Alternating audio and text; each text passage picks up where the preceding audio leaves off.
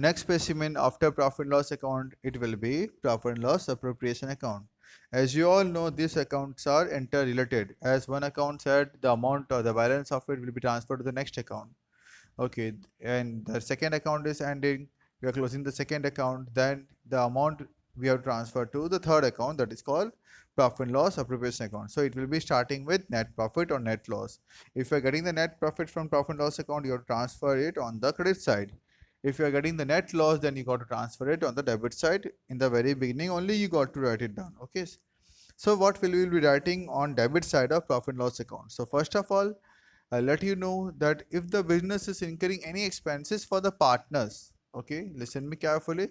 If the business is incurring any expenses for the partners, then it will be written in on debit side.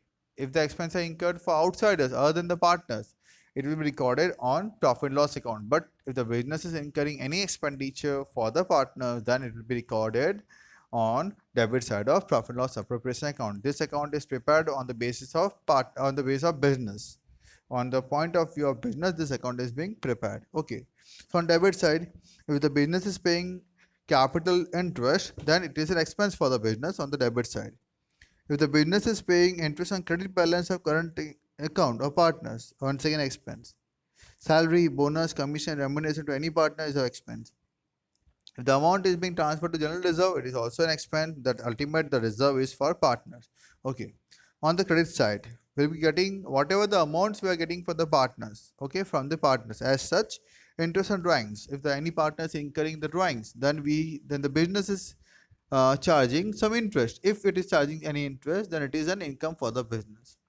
By interest on debit balance of current account, if the current account is having debit balance, on that the partner will have to pay the interest. If the partner will pay the interest, it is an income for the business. If the partner is having current account credit balance, means business has to pay the interest, so it is an expense for the business. Okay, once again totaling is the same method, same thing. Okay, if my credit side is more, if it is a credit balance, means credit side is more and debit side is less, we are getting divisible profit. And if my debit side is more and credit side is less, we are getting divisible loss.